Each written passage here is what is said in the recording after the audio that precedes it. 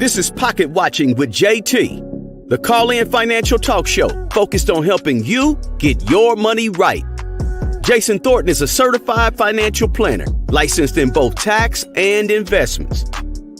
Now, this is not personal financial advice. This is JT's real reaction to all your money and business questions. Are you deep in debt, living paycheck to paycheck, and looking for a way out? Call Pocket Watching with JT, the financial advisor for the people. Need more? Book your personal consultation with my man JT at pocketwatcher.net. Now, let's go Pocket Watching. Hey, Pocket Watchers, welcome to Pocket Watching with JT. Listen, big shout out to the over 78,000 of you, over 78,000 who have subscribed to little old me. For those of you who are new, who do not know who I am, my name is Jason Thornton. I am a certified financial planner. I'm a financial advisor that specializes in tax and wealth planning for my clients. And on YouTube, I react to bad financial advice, scammer news, and your money questions. Now, I'm told that a lot of these podcast hosts who are not fans of my work, they don't call me JT. They got a code name for me. They call me Arthur. So either you call me Arthur, you call me JT, or that certified financial planner, Jason M. Thornton. Either way, we're going to have some fun tonight. Listen, I just want to tell you guys how proud I am as a content creator today. On this day, I can tell you I am an extremely proud content creator. And let me explain to you why. Let me pull up to the screen and show you why I'm such a proud content creator. So tonight we are going to be reacting to a new video that was produced by the Social Proof podcast. And I'm not going to be here by myself. I'm bringing some friends with me. I got Eli from What Happened to Common Sense. I've got Tony the Closer who's coming up as well. But I want to explain to you why I'm such a proud content creator today. All right, listen. I've been doing this for probably a little over 2 years now. Same type of content. Me reacting to what I see as bad financial advice, scammers, grifters, the usual thing, focused on the Black community. And if David and Donnie, if they would have made this video 6 months ago, would have been a totally different reaction from you guys, from the general audience. Totally different reaction. But because of the work that Eli has done, that Tony has done, myself and others, I don't think they got the reaction that they thought they was going to get by dropping this video. Let me tell you something. I was going to make a comment on the video. When I first started watching it, I was going to make a comment because I kind of felt like they didn't understand my point of view. They mischaracterized my position in the space. But as I got my thumbs ready to write a comment, I started to read the comments that you guys were already posting on the video. And the only way I can describe it is like, hey, listen, Father's Day is this weekend. I could not be a more proud father in a sense of content creation than I am on this day. If you go through the comments of that video that Social Proof put up, it's like all of the hard work that I've been doing is worth it. You guys, you get it. You understand the problem in the space, and you were able to articulate so intelligently why you didn't like the video, why what they were saying does not match up with where we are as a culture when it comes to scammers. So, round of applause to you guys. You get it. You understand. Honestly, if I wanted to be lazy, I wouldn't have to do any notes for tonight's show. I can just pull up their video and read your comments. If I pulled up their video and read your comments for an hour and a half, that would be enough. But you guys know I'm the pettiest financial advisor in the world. I can't make it that easy. Of course, I've got to do my thing. So let's get the thing started, and I'm gonna bring up my brothers here in a second. But let's get this thing started. Take a look at this. All right. So for whatever reason, David and Donnie, they shot this video and they put it up. It's not a live video. That's the part that kills me. This video is not live. They sat down in their studio. They recorded this video. Someone edited this video. People had their eyes on this video, and then they decided to upload it. Somewhere in the process of shooting this video and uploading it, someone in their team should have said something and say, hey, we got our fingers on the pulse of the community right now. I don't think this message is going to go over very well. But I feel like all they have around them are yes men and yes women. People who just do their job and they do not give an honest critique on what these guys are doing. And really, that is what I do. That's what Eli does. That's what Tony's doing. We're giving you our honest critique based on our areas of expertise, right? Each one of us have our own area of expertise.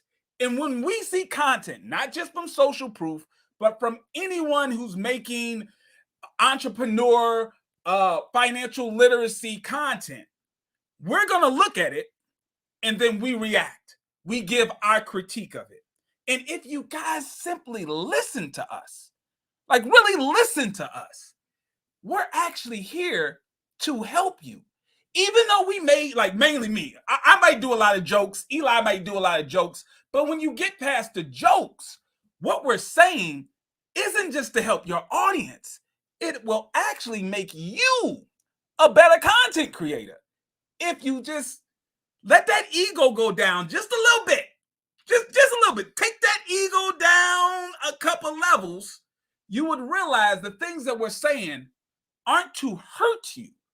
It's actually to help you. Now, there's many things that we're going to react to in this video, but before I bring my brothers up, I got to address two issues. Two main points I got to have a conversation on because I think they don't quite get it. So I'm going to play two clips and I'm going to give my reaction to those clips, and then I'm going to bring Eli and Tony up. So here we go. Here's clip number one that I want you guys to. Okay. There's a guy who, you don't want to say his name, but he's made a bunch of videos about me and like people that I interview. What you mean? Who is it? What's the person's name? Oh, his name is Arthur. His name is Arthur Jenkins. Is it for so Arthur Shut Jenkins? Up. He made bad videos about me and me, and earning leads and all that kind of stuff, right? So his whole thing is that he is more financially literate than everybody else, and I get it. But some of his advice is like you need to watch out and don't be scammed, and you shouldn't be going after these things that look too good to be true. Mm-hmm. And though I get it, kind of, there are sometimes I'll swing for the fences. I go after opportunities. I do it. All right. So let me address that real quick because clearly there's a miscommunication. Dave, I have never made a video about you. I know it may sound weird, but let me explain. I've never made a video about David. I don't know who David is outside of what you present in your content. I critique your content and other people who are in the finance space And I see a part of your content as being either bad advice or things that should have like a warning label on, things that doesn't make sense to someone who's actually licensed and qualified to give financial advice. So if you're taking this personally, and listen, I watched the entire video. Don't think I cherry picked little different things. At my office while I was working, I had it playing in the background. I listened to the entire video. You seem a little personally hurt. And I don't want you to think like I got a beef with you, Dave, but I really don't. Honestly, we look so much alike. I've got to call some family members in Atlanta. We might be related, Dave. So just take a deep breath. I'm not personally attacking you. I am critiquing content. And some of the content I critique is yours, not a personal attack. But let me just explain my point here. Let me bring up to the screen to show you guys what I'm talking about. So some of the content that I have critiqued of his, what is some of the content that I critique? Because I don't critique him because I have no idea who he is. I don't know him as an individual. I only know his content. Well, let me show you guys the very first video that I did critiquing his content. It was this video right here. Now, in this video, he's interviewing someone who claims to be an expert in student loan debt. All right, here we go. He's interviewing someone who's an expert, so-called, in student loan debt. And the clip that he uses to promote this episode is of this woman giving a financial tip of how to get rid of student loan debt. Let me summarize what her financial tip was. She said, here's a way that you can get rid of your student loan. Start an LLC. Get a business loan for this LLC. Pay off your personal student loan debt with the business loan. Then, here's the genius. File bankruptcy on the LLC. No more student loan debt. That's the advice that she gave on the episode. Once again, this is a finance reaction YouTube channel. I reacted to that because that is fraud. You can't do that, right? You would be caught up on fraud for attempting to do that. So it's not a personal attack on you, Dave. It's on the content that you allowed to come out from your platform. You allowed this very, very bad financial advice to go out on your platform, and I corrected it. You should really applaud me for doing that. Like, yeah, I made some jokes, but at the end of the day, I'm helping people from doing something that would be harmful to them. All right. So that was the very first piece of content that I critiqued that came from his platform. Here's another one. Here's another. All right. He had this gentleman on. He had this guy on, and he interviewed this guy. And this individual, he was giving people advice of how they can avoid paying taxes on the income from their business. Here's the genius advice that this brother gave. He said, listen, let's say you make $100,000 from your business in a month. If you don't want to pay taxes on that $100,000, invest your money in your life insurance policy. If you invest your money in your life insurance policy, you won't have to pay taxes on that $100,000. Well, that's incorrect. You can't do that. Putting money into a life insurance policy of yours from your business is not a business deduction. The IRS will not allow you to take that as a business deduction. All right? So, Dave, once again, this is not me making a video about you. This is me correcting bad information that came out from your platform. Once again, something that someone, if you get around the jokes that I make, you should actually thank me for doing the due diligence that for whatever reason you did not do. Because you don't do live shows. This wasn't a live stream. You sat in the studio, you recorded it, you edited it, then you uploaded it. Throughout that entire process, you had ample amount of time to actually vet the information he provided, and you could have edited it out, but you didn't. So you should be thanking me. I'm doing this for you for free, no charge. I'm doing your due diligence. All right, one more, just to put a little exclamation point on what I'm talking about here. Here is another interview that you did that I critiqued. Once again, not critiquing you as an individual. I'm critiquing content that you make public and provide to the world. All right. Now, what was this guy talking about? This guy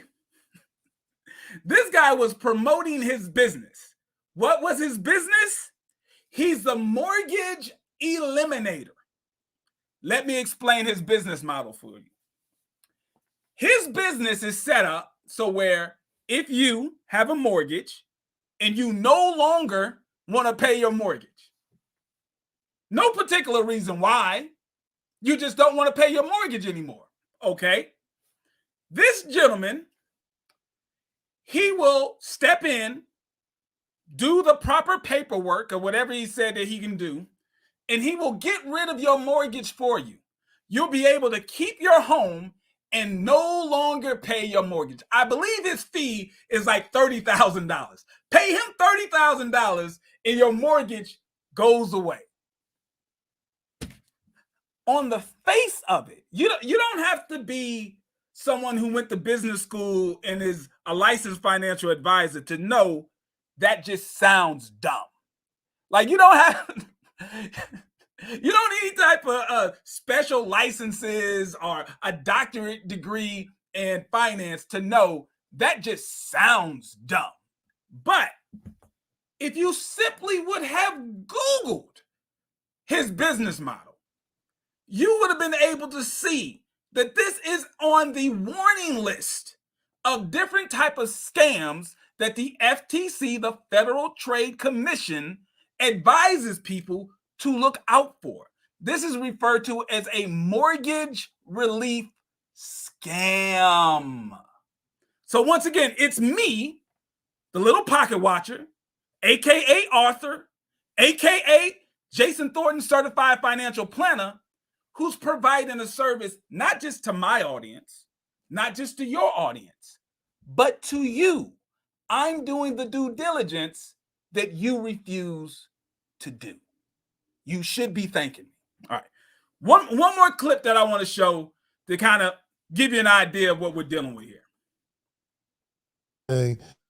But there's very few white people that are making it their business to call out other white people. It's only our culture though, but it's really, really deep rooted, I believe, because we've always had an incentive to call out our brothers and sisters, always from slavery times. I think it's corny, and I hate that we have to have this podcast and have this conversation because it's becoming such a big thing that we got to watch out for, not scammers, but other black people. Yeah. The only people we're targeting is us. I'm really getting upset. White people ain't ever, like, historically, they hadn't had to be tattletales in each other for status and position. Like they just going to make more money. I'm going to say this. Anybody who's making it their mission to call out other people who maybe have done something wrong or like you're making it your mission, it's corny. Well, and it doesn't, hold on, let me rant real quick. Go ahead. It does not benefit any of us. All right, here we go. Once again, I have to debunk something that is so easy to find out. I mean, if he just would have spent 30 seconds on YouTube, he would know that the statement that he made was absolutely false. Absolutely false. Like, I don't know what type of cultural bubble that Dave and Donnie live in, where they don't see content creators outside of Black YouTube that make content about other people, critiquing things about other people whose content is also public. So let me just show you a few of them. So here we go. We have Meet Kevin. Meet Kevin has what, 1.8 million subscribers. Meet Kevin really got on the scene when he was going at Grant Cardone.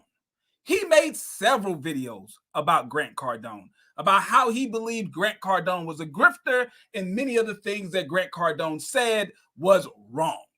He even went to Grant Cardone's office and made a video. So that's a little more than what the Pocket Watcher is doing. I've never pulled up to someone's office to try to expose them as a grifter. Meet Kevin did. All right, let's see another one. Do we got another one here? Here's another one. Oh, it's Grant Cardone himself. Grant Cardone has made videos about other white finance content creators. Which one particular? I can show you one where he made a video about Dave Ramsey. All right? Him and Dave Ramsey was beefing, right? Now, I don't have a beef with any of you guys. I only give my professional reaction, right, to the things that come from your platforms. I don't make any type of personal attacks. I don't try to say you're a bad father or a bad husband. For all I know, you are the leader of your Boy Scout troop. You are probably one of the best individuals in the world. But some of the financial information that comes from your platforms is inaccurate. It's wrong. Some of the people that you platform and you give a spotlight to are scammers. And when you find out that they're scammers, don't just take the video down. Make an announcement to all the people that you already showed them to. Also let them know, hey, we took the video down because we heard some things or we were made aware of some things of people, and we made the decision to distance ourselves from them. Taking a video down after it got 200,000 views about a year later after the video premiered doesn't do much, because the average person does not go back to see if the video's still up. For as far as they know, you and that person that you had on your show are still best friends forever. Your BFFs. They don't know, nor do they care. You have to make an announcement. But I'm not done. Grant Cardone made videos. Who else? There's Coffeezilla with 2.8 million subscribers. Made videos on Meet Kevin. Made videos on Graham Stephens. Made videos on Logan Paul. Several videos. Who else do we have? We have Spencer Cornelia, who has made videos on several people. Who else do we have? We have Scott Schaefer, who's made, I can go on and on and on. This just shows another example of either your naivete or your unwillingness to even do your own due diligence and research on the things that come out of your mouth. Not just your guess. You won't even do the basic research to make sure that even your talking points have some grounds in factual information. You just speak from the heart. You just talk. And once again, don't take this personal, bro. It's not personal. It's not personal at all. I am petty, right? I am Mr. Petty Financial Advisor, but it's because I take my profession seriously. Giving someone financial advice is a privilege. It's not a right? It's a privilege. If I do something wrong, the CFP board can take my right to give people financial advice away from me. I will no longer have the ability and the good standing to give financial advice. So I take it seriously. And when I see clowns making a mockery of my profession, I make videos. I make jokes. but I also correct them where they're wrong publicly. And I also teach people the red flags and the things to watch out for so they don't become victims of bad financial advice. That's what I do. All right, so now let me bring up my brother, Eli, from What Happened to Common Sense. What's going on, E? Good evening. Can you hear me loud and clearly? Yes, sir. Yes, sir. Let me bring you big screen. Go right ahead. When I sat back and I listened to and watched that response, I was just shocked and amazed that someone could be so tone deaf to what's actually going on here. And, you know, I've tried to be politically correct. I've tried to give people the benefit of the doubt, but I'm convinced now that the people from Social Proof and the EYL guys are definitely a little delayed mentally, and that they're definitely slow. And these are the individuals that when we were children, they rode the little yellow bus. They got picked up at 10 o'clock and they had styrofoam helmets on, because there's absolutely no way that you can take that type of position in good faith. So I have to think that something is wrong with you, or you either think your audience is slow. So somewhere along the line, either they're playing dumb, thinking you're dumb, or they're really dumb, because we're not talking about course selling here. We're not talking about accusations. And I think that there's a listening comprehension problem here. We're talking about outright fraud. I gave you $500,000 to go and buy a piece of real estate. You went and brought a Maybach. That is fraud. We're not talking about, like the lady Donnie was saying, oh, well, you know, sometimes I buy something from Amazon and the package may not get here. And then I contacted people about the package. Or, you know, you may purchase a course and you don't get your login. You know, that's not a scam. That just means they're understaffed. No, dumbass. We are talking about people who are coming on various podcasts and they're positioning themselves as financial gurus and experts. And then they're using your platform to then go after people and say, give me your money. And when people give them their money, they're not getting the financial services that they invested into, that they gave someone their money for. It is not an accusation.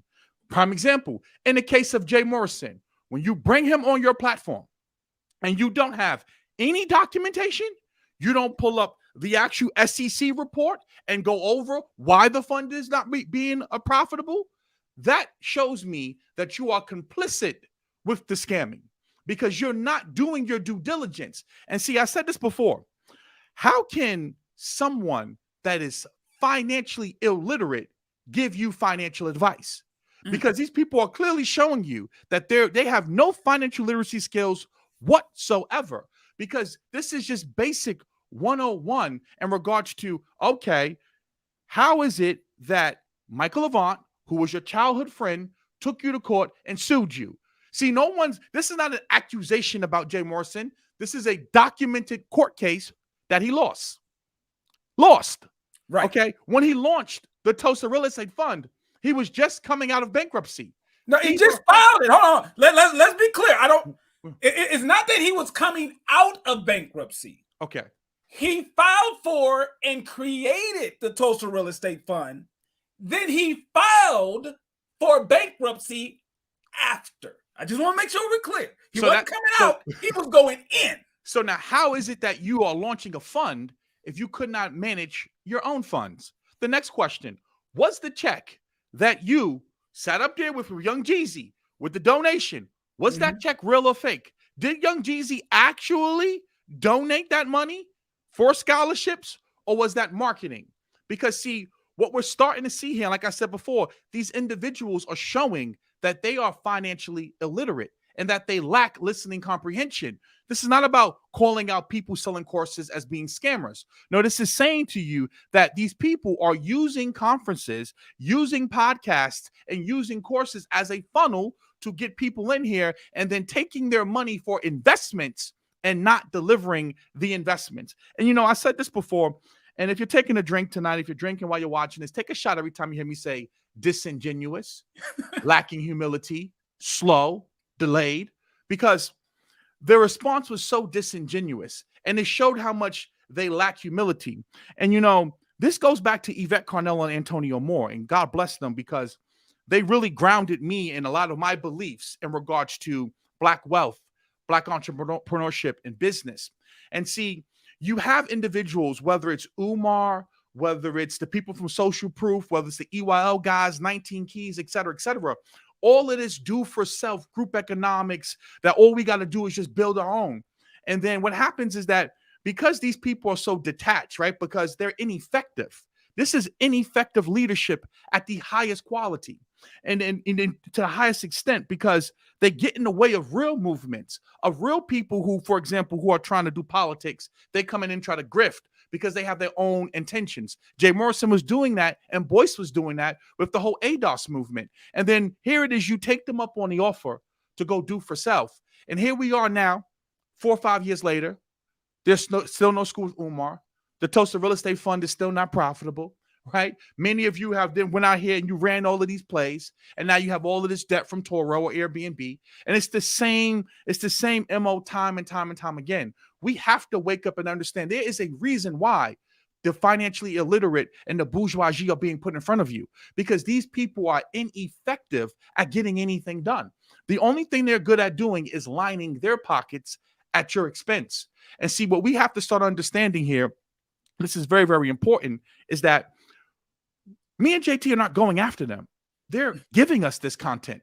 Like literally, they're the ones creating this content. It's not clout chasing. I'm not making it my life to go after you. No, it's just obvious that you guys don't know what you're talking about, and that you're grifting, and that you're getting in the way of real progress and real people who do know what they're talking about. Because see, there's a lot of Black males and female entrepreneurs and educators who are damn good at what they do, and they're not being featured on these platforms, and they're not being featured on these podcasts. And see, that's part of the problem too, because you have to learn how to use a little bit of discernment, you the viewer who's viewing this, because it's clear that they're not going to use the discernment.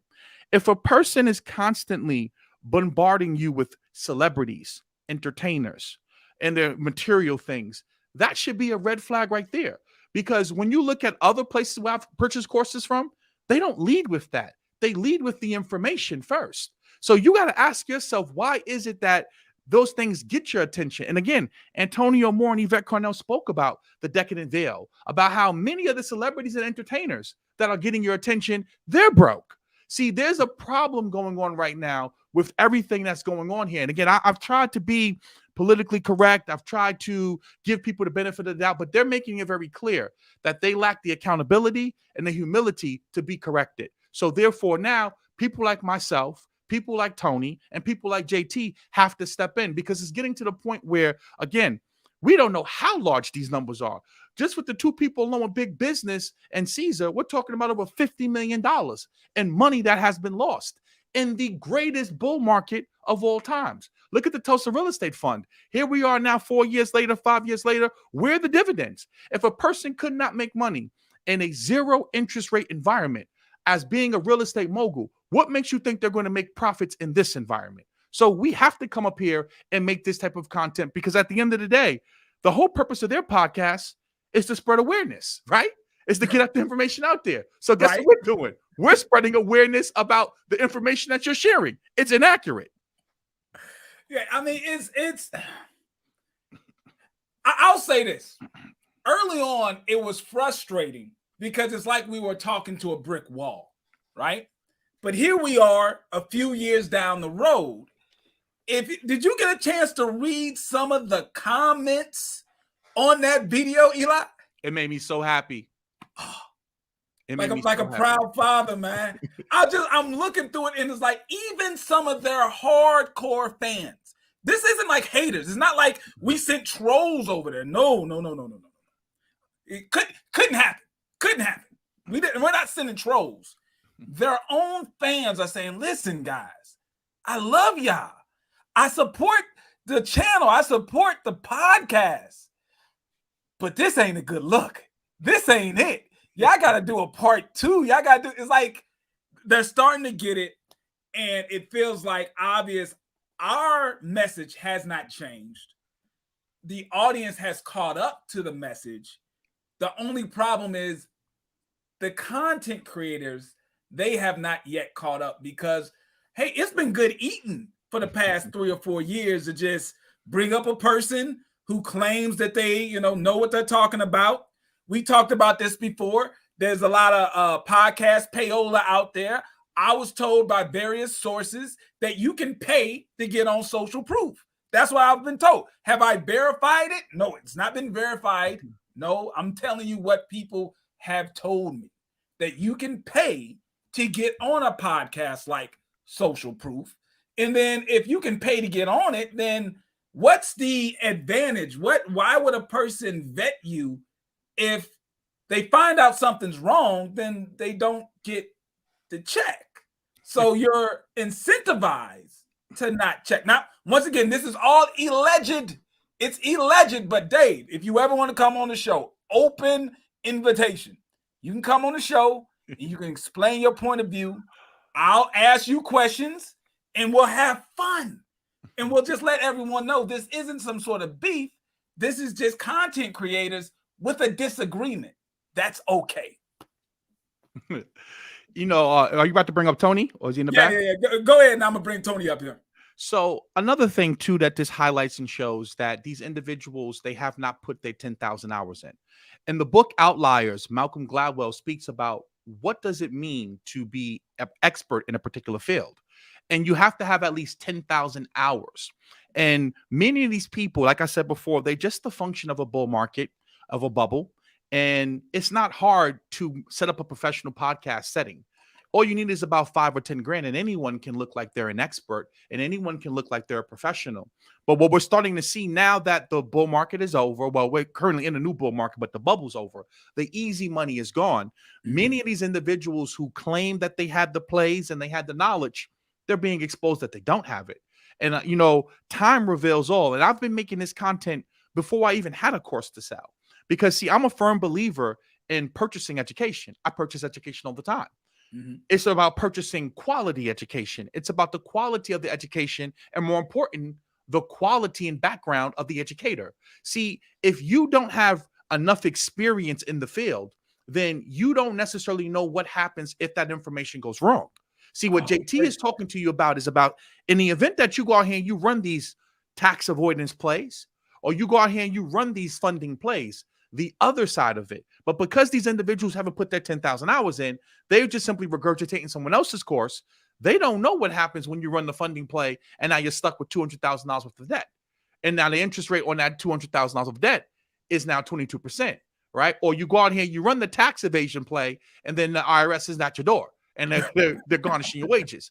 That's what we're talking about, the other side of entrepreneurship. Listen, that's such a great point.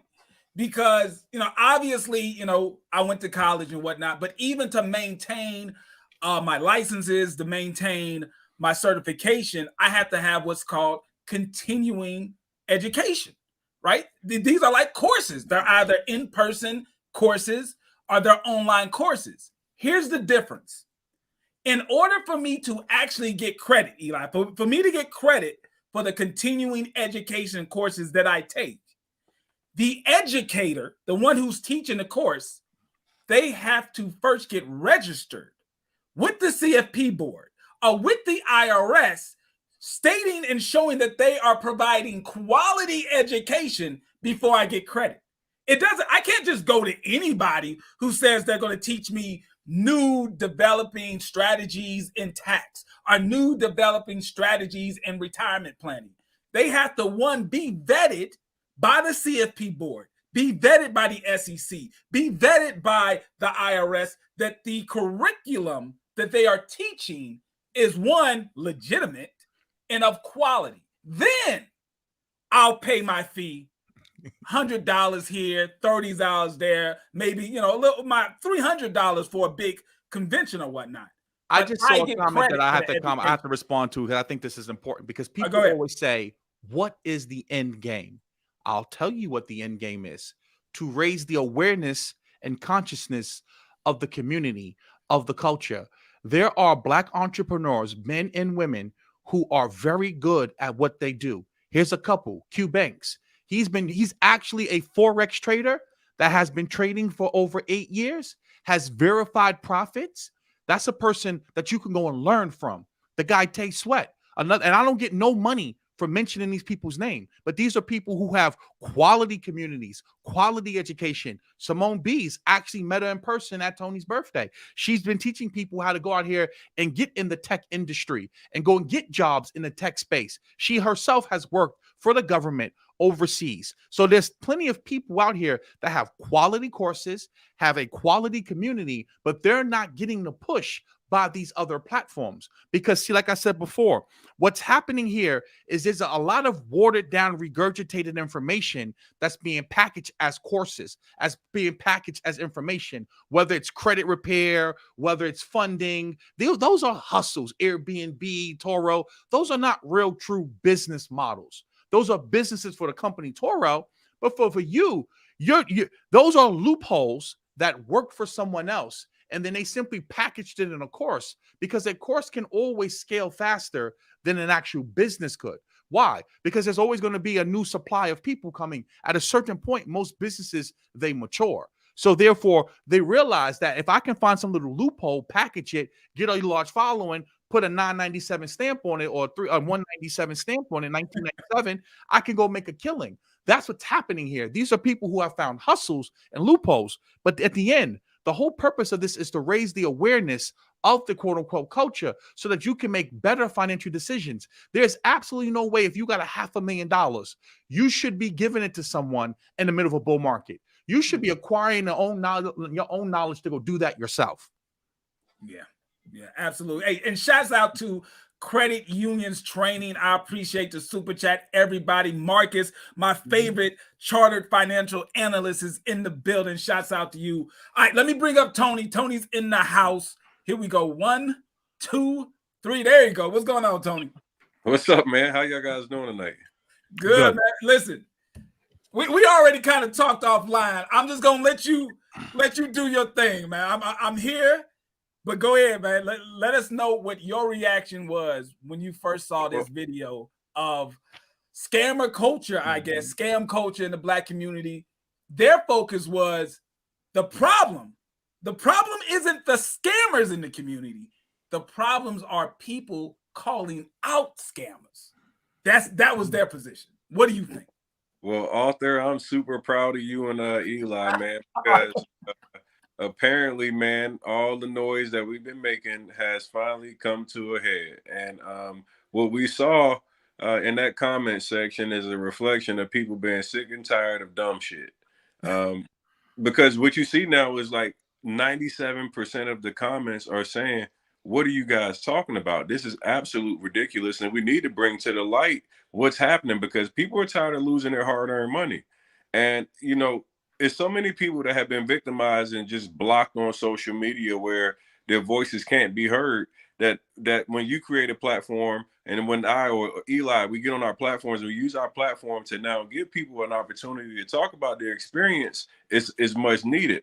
And what's happening now is that the people that were now paying each other and making money on the back end with the affiliate money and everything else now is messing up their money.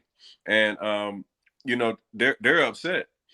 You know, some of the conversations that we've had offline, both you and Eli both, where even with some of the stuff with the scamming, it goes all the way into drug organizations and shit that's way beyond what people can even imagine. Oh, yeah. So I see people that talk about the scam busters and people that talk about it. And I don't think you guys understand that this isn't a profitable business. As a matter of fact, I don't make money off this. I actually pick up beef off this. And to think that, you know, to pick up beef for doing the right thing and giving people an opportunity to be heard about injustices of people that are using their likeness to take from the people that they say that they're here to help. So, man, I just want to say first and foremost, man, I'm proud that the audience is no longer using the narrative of clout chaser. I'm proud that I didn't see one clout chaser comment. I didn't see any of that. It was people that were saying, hey, no, we need to bring to the light the people that are doing this against our people. We should hold them accountable. And man, that felt so damn good, man. I mean, like, that was probably the best I've seen in the last 3+ years of covering any of this scamming stuff. Oh yeah, I mean it's a relief, right? It's a relief to know that the message is being heard, it's being understood, and the people are tired of seeing this same thing go on and on. This particular person goes to podcast to podcast to podcast, most likely paying to get on these various podcasts, and they're just spitting out financial gibberish, things that anyone who's actually educated within that field know does not make sense. And the podcast hosts just basically say, well, I mean, do your own due diligence.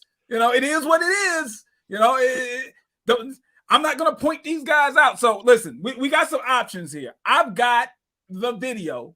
If y'all want to play some of the video that they made and give some commentary. Hold on. Before we get to that video, I text you a video that I want you to. I got that one too. I want a little smoke tonight because you're author, right? Ain't that who he called you? He couldn't think of your name. You was author and I'm Arthur. I'm Arthur. I think that we got to really start calling these people for who they are, because a lot of these followers that you see are fake. A lot of the subscribers you see are fake, manufactured, and these guys will lie with for no reason. I'm gonna give you a little context on the video. So back in 2019, Max Maxwell and David Shands were at a school talking to, I guess, middle school or high school students, and Max was talking about, I guess, money can, how money can help you get all these nice things, et cetera, et cetera. And David Shands sat there right in front of these kids and lied like a mug and said, "Hey, Max owns a plane." And I had to screen record it because at the time, this is February 2019, Max Maxwell didn't own a damn plane. But it goes to show just the level of character and what these guys do. They will cap and they will align to help people push their narrative to get whatever they girlfriends, wives. Hold on, my bad. Go ahead and play it. Yeah, go ahead and play it. All right, here we go. Cars, new houses, girlfriends, wives, friends, boats, islands, planets, stars, planes. I just want to put that out there. Right? So you can buy all those things. The only thing I can't go purchase is time. So he has a plane. What type of plane did he have? Was it a G4? Like what type of plane did? It's like he didn't even say it himself. Dave came out of nowhere and he has a plane. He offered to lie for him, man. Like, he just blatantly just lied to these kids for no reason. Now Max has purchased a plane now. I think like in 2021 or 2022, Max did purchase a plane. But back in February 2019, when he was talking to those kids, he was actually still working on getting his pilot's license, let alone actually having his own plane. And it just goes to show, man, these dudes get on these platforms and they just start saying shit, and whoever believes it is cool. And if they're your friend, if they feel like they can benefit off it, it's all good. But the reality is, like, when you look at social proof and why they have an issue with people that are calling out scammers or people of that nature is because they have relationships with these people and they might be actually scamming as well. So I just wanted to put context on, this is 2019 and Dave was putting out the BS. Like, I know these guys behind the scenes. So very, very telling. Like, you get online, you just start creating false narratives and making up things to just spew BS. Yeah. I'm gonna load up the actual video. Check where you at? Mic check. Other podcast. 1 2. Mic check 1 2 1 2. Is that all right? So there's no way we're gonna get through all of it. But most of what they say is very repetitive, and that's honestly the nature of most podcasts. The nature of most podcasts, the things they say are going to be repetitive. So the first 10 to 20 minutes of it is really what you get for the entire episode. But I'm going to play it. If either one of you have a particular section you want to pause at, just let me know. But it's interesting, their particular point of view of the problem of scammer culture. Not the scammers, but the people who call out scammers That seems to be their issue. But here we go. So welcome again to another episode of Social Proof Podcast. My name is Donnie Wiggins. I am your favorite business coach. And you are? My name is David Shands. I have a podcast. Mm-hmm. Technically, we kind of both have a podcast. Yeah, but that's the intro. That's the intro? Like I do a lot of stuff, but you think podcast. You think me, you think business coach. I don't know. Yeah. You think podcast a whole lot lately with your girl now. A couple of somebodies have referred to me as the queen of podcasting. I said, oh, your girl is getting real professional. This is consistency. I think people still look at you as a coach that does podcasting though. I want to be a coach really good branding with that does podcasting. Like I want it to be very clear that I do both and that it makes sense to do both. And I don't scam people. Jesus Christ. Is this where we're going today? 100%. Yo, so before real quick, I was like, so I gotta stop it right there real quick.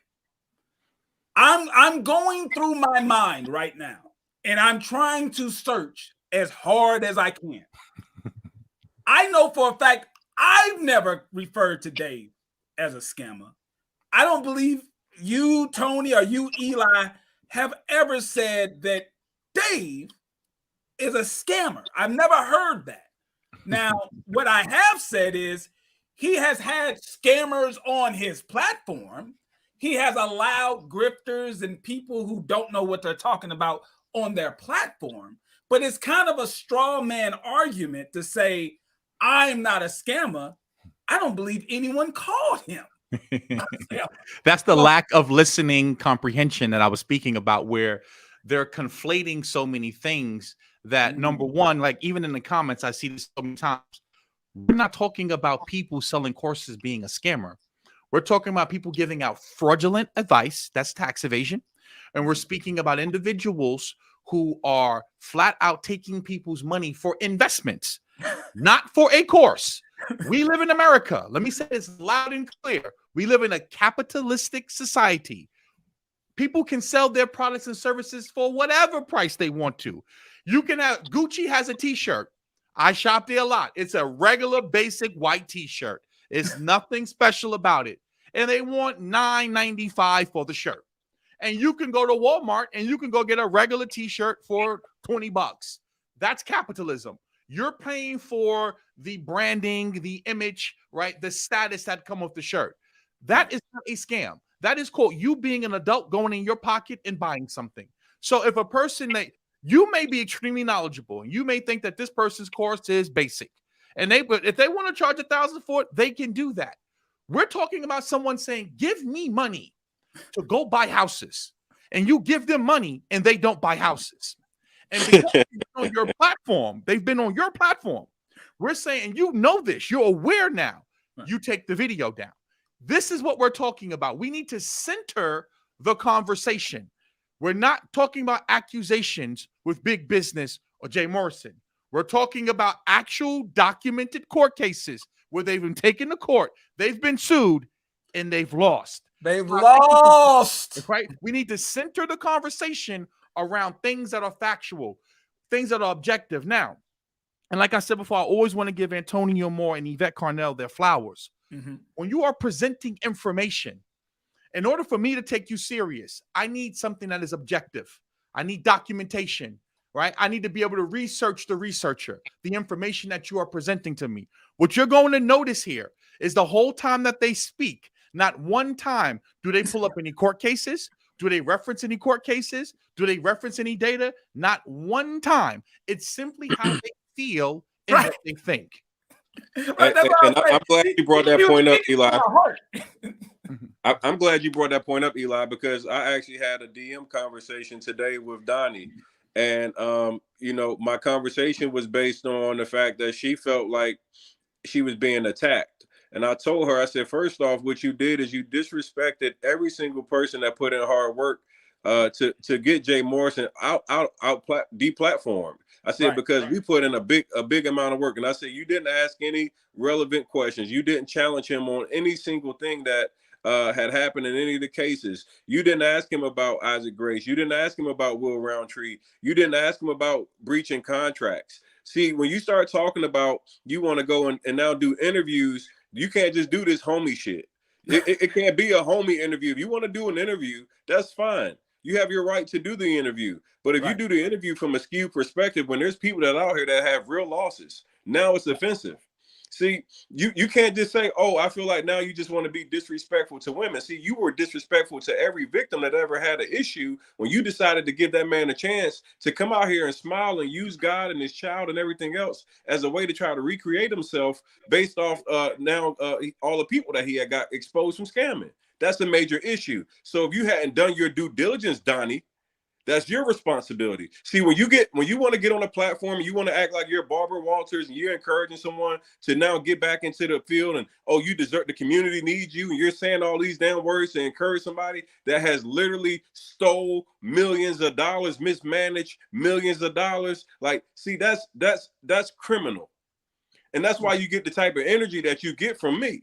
See, it's not that I have a personal thing against you. I have a personal what you actually said and what you did. You were very careless with giving that platform up. There's a lot of people that were impacted that don't have the courage to speak up. See, that's the issue, is you guys believe that everybody has the courage or everybody wants to go out here and be on Front Street. Most people, and I'm talking about even celebrities that have talked to me, will not ever speak out about it publicly.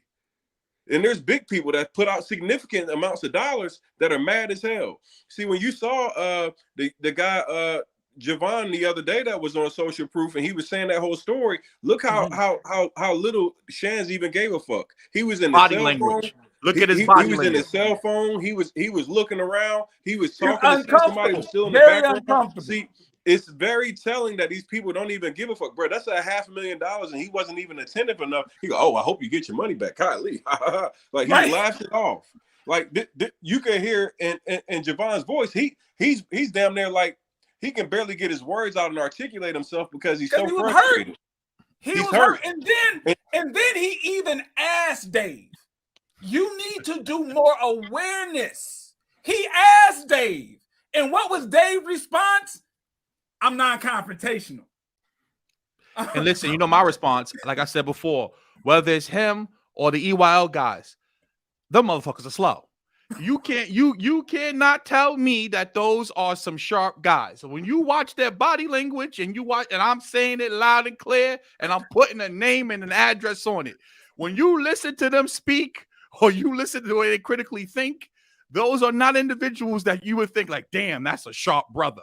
And like I said before, if the people teaching financial literacy are financially illiterate, then there's no wonder why the audience keeps getting bamboozled. Because right now, anyone with a microphone, right, and some marketing dollars can get in front of you. You need to use a little bit more discernment of who you give your attention to. Because I'm telling you, these brothers look like they rode the short bus in high school and they got picked up at 10 o'clock and they had the little styrofoam helmets on, because again, these are not the brightest of the bunch. And I'm not making fun of people who have mental handicaps, but these brothers are definitely delayed in a major way.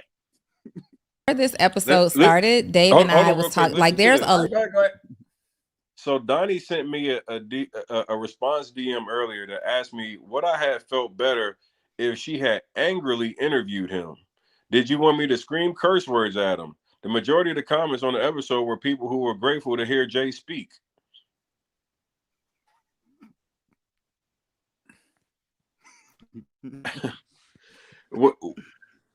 We want you to ask questions. We want you to ask about dividends. We want you to ask you about court cases. We want to ask you about your real estate track record. Those are the questions that we want you to engage in real journalism and ask, why is it that you took $14 million from the Black community?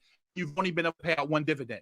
Why is it that you are a real estate mogul and the fund is not performing the way that it should? What happened with you and Will Roundtree? Why was you still selling his intellectual property after he made you not known that he doesn't want to work with you anymore? Why is Isaac Grace distancing himself from you and saying you didn't do none of the things that you are out here trying to teach? Those are legitimate questions that you would ask a person. Why did you breach the contract with Tony the closer 2 weeks before an event where the contract clearly states, hey, you got to have 30 days? Why do you think that you should actually get paid 50% of the money that was still in the Stripe account after you backed out of the event? Why do you feel like you should still be entitled to keep the speaker money that you and your wife were paid after you guys actually were no longer part of the event? Why is it back now that it's 2023 and this event happened in 2019 that I still haven't received one fucking dime? Simple questions that any first-year journalist student would know. But once again, these people are not journalists. They're podcast hosts, which AKA means a person who has a YouTube account and a microphone. That's all you need to be a podcast host.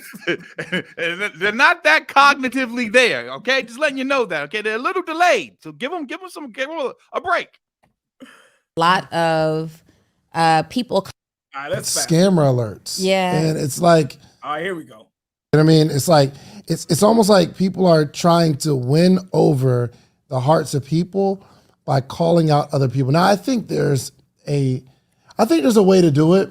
Or like there are some people that are super dedicated. Like they've dedicated their life to calling out people or bashing people who may have done something wrong. Yeah. Which I got pause right here. Bashing people. I don't think they understand the definition of the words that they use. And I'm not saying it in a funny way. I'm saying it in a functional way. They use I'll words. say it in a funny way. That nigga acting like he's slow. Eli, you got a point, Eli. You have a point. How in the world can you call it bashing if we're talking about big business, if we're talking about Jay, if we're talking about damn Envy or whoever we're talking about, when you got real people with real receipts, how can you guys ever open your mouth and consider it bashing? These are people that are coming out with contracts, damn bank wire receipts, cashier checks, everything. How could you open your mouth and say that is bashing? Because these niggas are slow. And I'm going to keep saying it, and I'm going to stand on it. These are not the brightest of the bunch. Okay, let me play devil's advocate. Okay. I think it's because they're choosing these words to downplay the effect. When you call a whistleblower or someone who's done an investigation and they provided actual evidence that backs up their views and talking points, when you say that's bashing, you know that is downplaying what's actually going on. It's not bashing, right? If I say something about someone that's unflattering, but it's true, is that bashing? Is it hating? If what I'm saying is factually true, but it's unflattering to a person, it doesn't make it wrong. It just means that the person is offended by the truth. And if you're offended by the truth, you got a whole nother problem on your hands. The truth is the truth, and you deal with it. Actually have no problem with that. But now we're starting to see people who have never been in that space before that are now the leader of the scammer alerts. Yeah. And it's like what are we doing? It's now, a marketing strategy. Definitely right? a marketing strategy. I don't know. It's a marketing strategy. Let's The address better that. marketing strategy would be to come on your bullshit ass podcast and run the play. We would make way more money. Way more money. I could put a BS course together, pay them the $10,000 fee, or if it's not them, whatever podcast that are taking money, even though word on the street, it don't cost a whole lot of money to get on these podcasts because money's drying up. You could probably get on the podcast with a coupon from Popeye's Chicken at this point because the money's drying up. But let's say, not their podcast, a fictional podcast. I've got two options. I can be the guy online pointing out fraudulent deals, bad financial advice, or I can be the guy that pays a fee to get on a podcast with hundreds of thousands of subscribers, say a lot of flamboyant, crazy, borderline criminal financial advice, provide a link to buy my course. My course costs $597.99. I would make more. That's the better marketing strategy if I'm trying to make money. I'm a capitalist too, to my heart. If I was doing this to make money, I would do that. I wouldn't do this because I this would do hurts things that would business. make me more money. It ruins relationships. Yep. It takes you away from what you do best. So now think about it. Because they have such large machines behind them like Revolt and iHeartRadio, they have so many more connections outside of just that.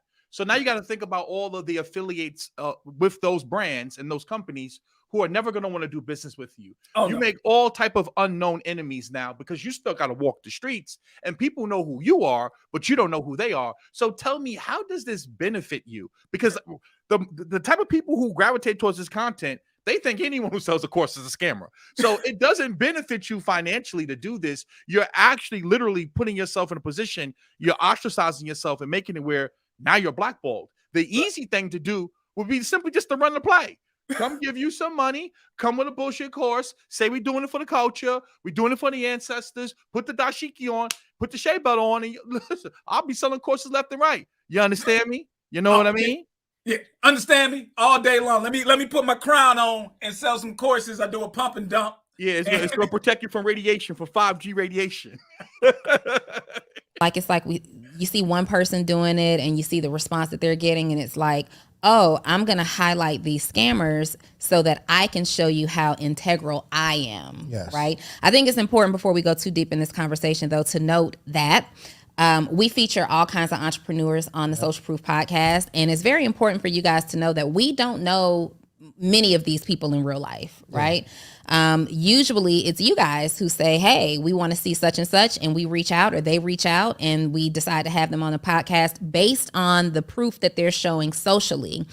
But we don't know the whole history of somebody's track record.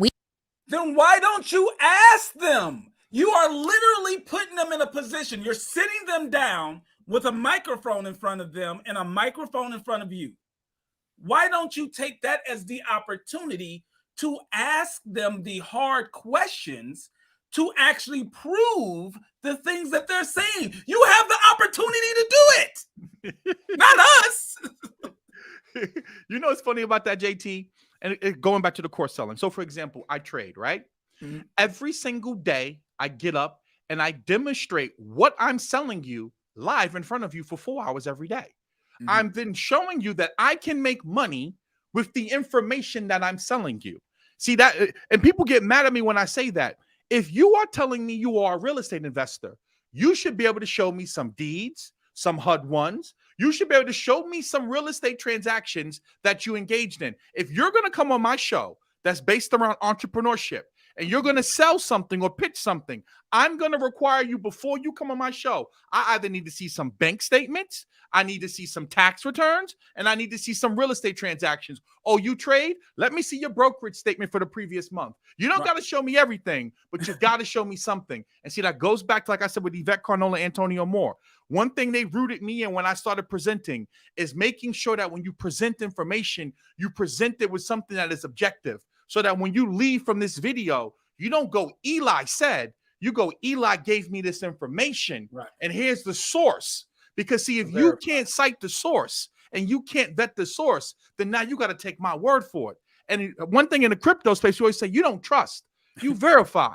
Everything should be verified about you. Like, for example, with you, JT, you're licensed, meaning that a person, if you give someone information or you give them advice, you are on the hook for that advice that you've given them. There's some level of accountability. You can't bash public education. You can't bash a college education and then want to say, follow me. I got the education you need. But then when I follow that education, go, oh, well, listen, it's not my fault you got into $100,000 of debt. You know, it's not my fault that you ran a Toro play. It's not my fault you ran a tax evasion play. See, there has to be some type of accountability for the podcasters and the guests on the podcast from the audience.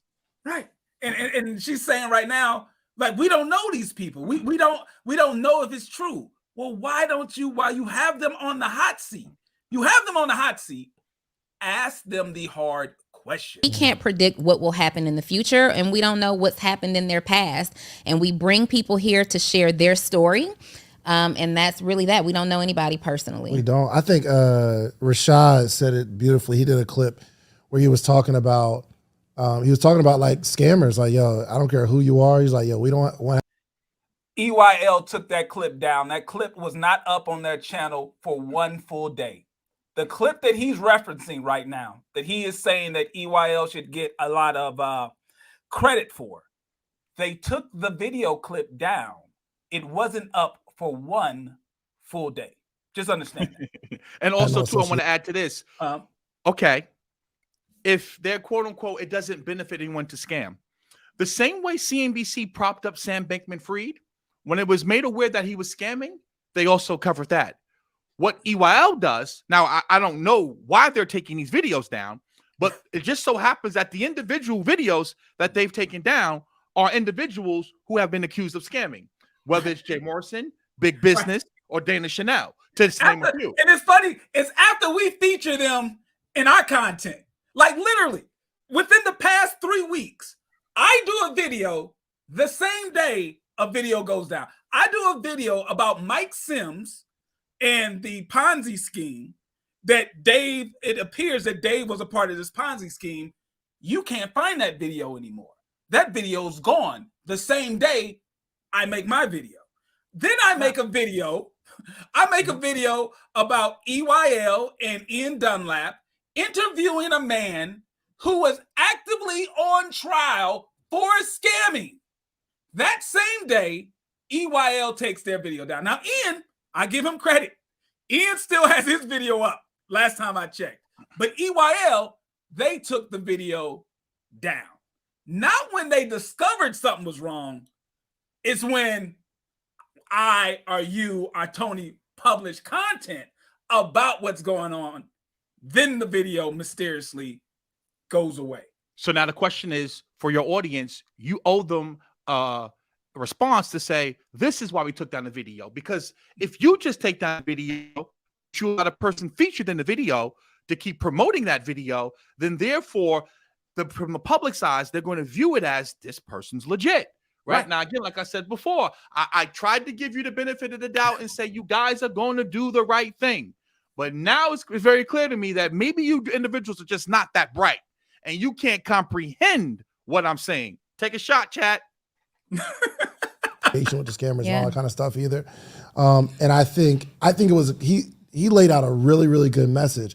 I think other people are now trying to make it their business to be the scammer police. Those people, how do you know a scammer? Yeah. You know what I mean? Like some of y'all that's in the comments like, oh, you should have known you got scammed by your last boyfriend, first off. Ooh. There's a bunch. How do we? Victim blaming. Victim blaming. Now listen, how do you know someone is a scammer? Well, if you're sitting next to you, David Shands, it's a 90% chance.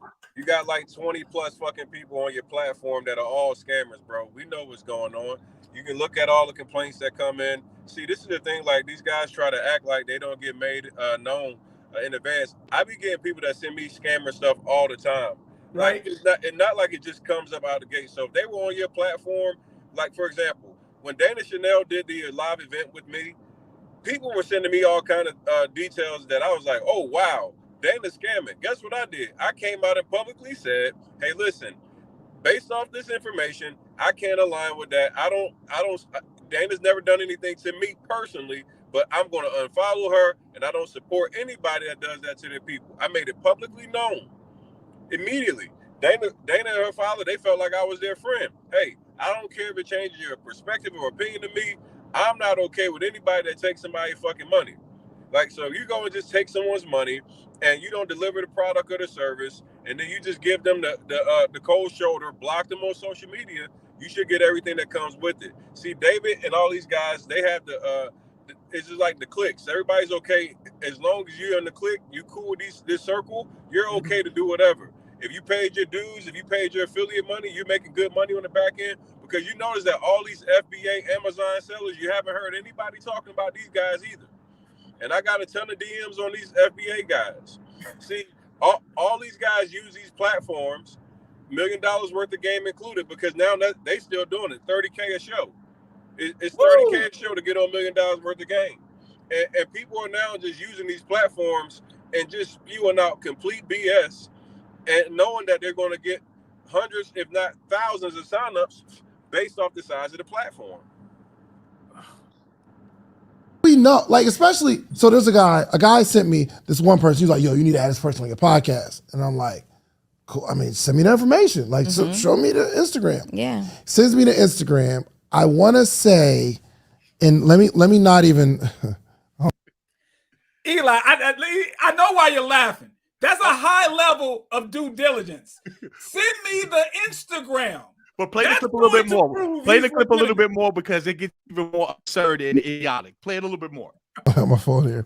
But the guy, he had like hundreds of thousands of followers, and really good aesthetics.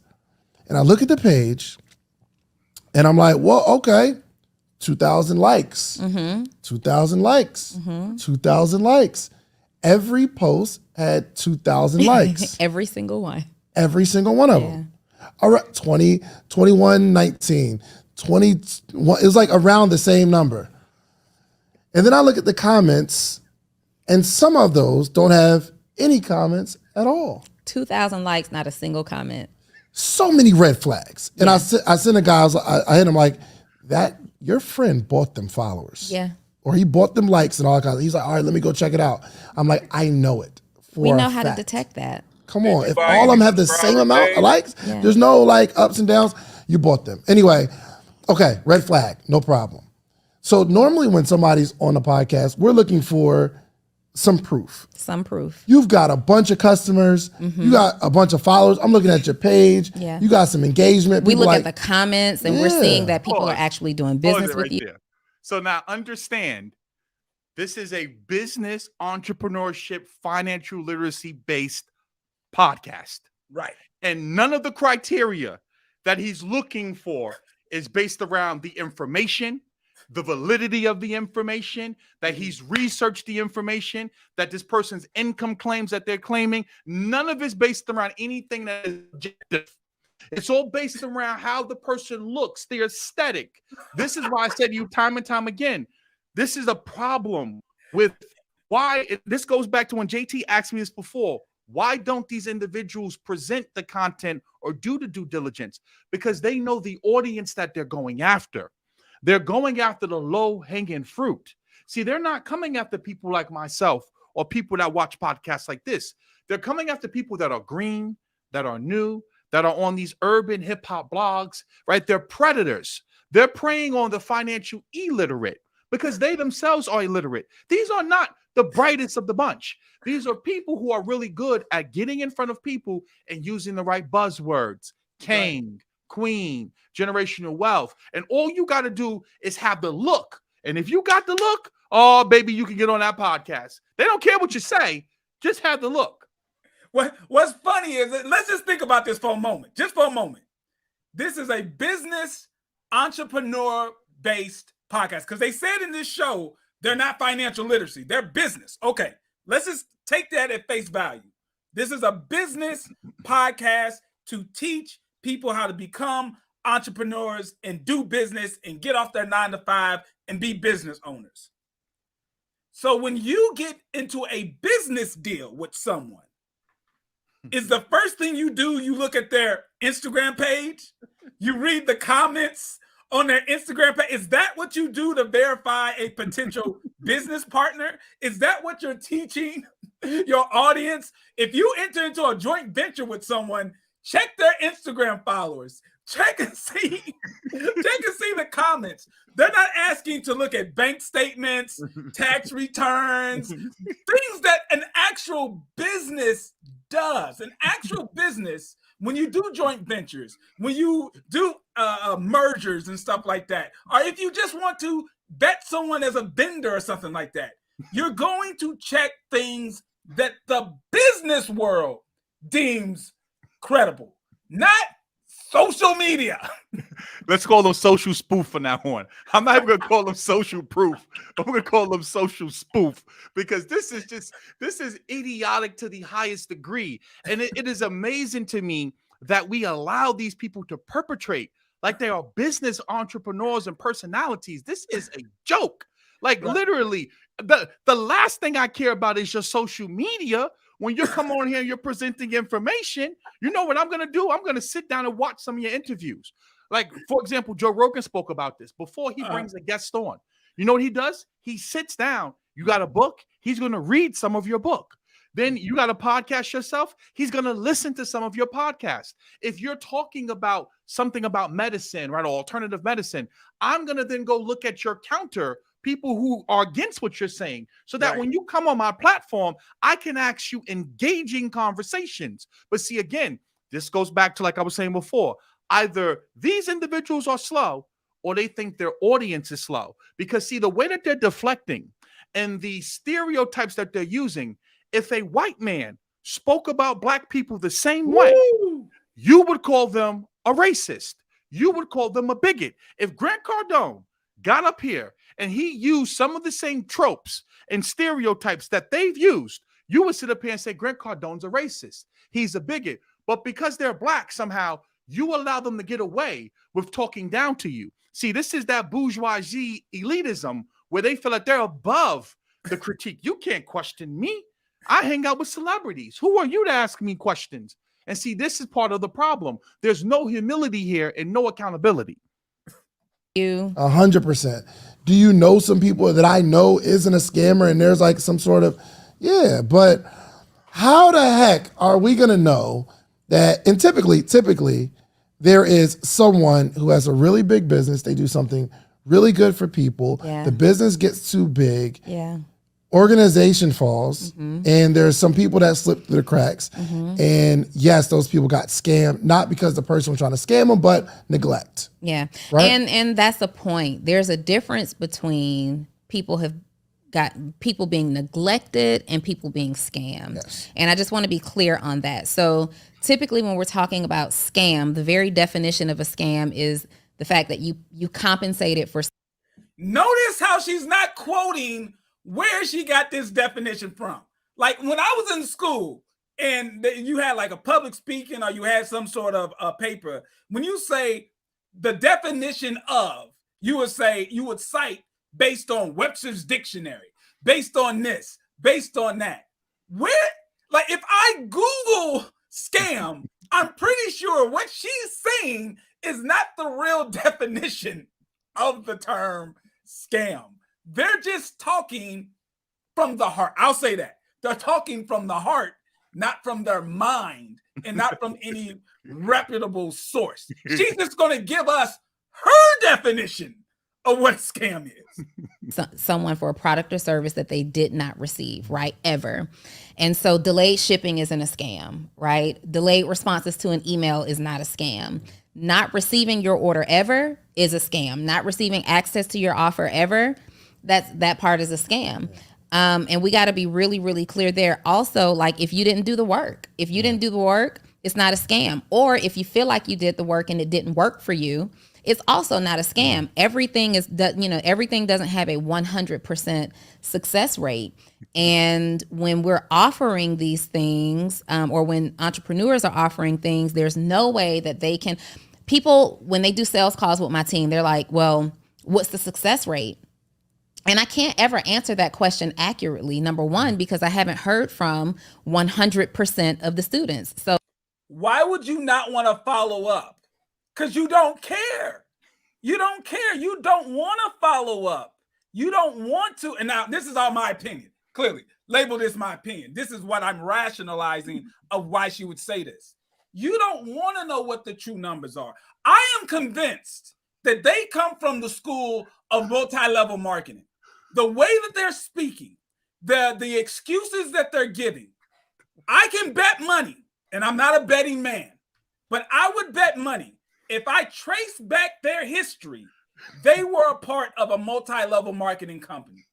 That's the vibe that I'm getting. And I'm sure after I say this, people will be sending me DMs of pictures of them working with Amway or Herbalife or something like that, because this is multi-level marketing business mindset. That's what I get. I feel slower just listening to this foolishness. This is pure 100% nigga babble. Nothing that she is saying is direct. Nothing that she's saying is based around merit. Tony and myself, we have sat on live streams where we have laid out actual documentation from the court We are not talking about a product. We're not talking about someone that joined your course and they didn't get the login. I got a product from Amazon and they didn't ship it to me. We're talking about this is what happened. A person is supposed to be flipping real estate or investing in real estate. They received $500,000 and they never acquired said real estate. They were talking about a person getting hit with 2 real estate RICO cases where they were operating an organized criminal enterprise. It's not 2, it's 4. Okay, 4. Okay, so now don't sit up here and try to conflate a person that's selling a product and, if it doesn't get shipped to you. And no, we're talking directly about people who were selling investment services, and people gave them money and did not receive the investment services. And then one of your guests, Jay Morrison, King Jay, came on your platform, okay? He and Michael Levant went to court. He lost that court case. We're talking about verified things. This is the slander. I'm not making this up. I'm not going, oh, well, I didn't call everyone. No, these are actual, real, documented court cases. So again, if you're going to step into the arena and you're going to speak about something, then you need to make sure that you're speaking about what we're talking about and stop trying to conflate and dodge and mix. I understand. Many of you probably rode the slow bus, so it's hard for you to keep up. But let me help you keep up. Let me get you up to speed, okay? Because you're very, very delayed. We are talking about actual court cases, wire transfers. We're not talking about people purchased the product and didn't get the product, okay, Donnie? Okay?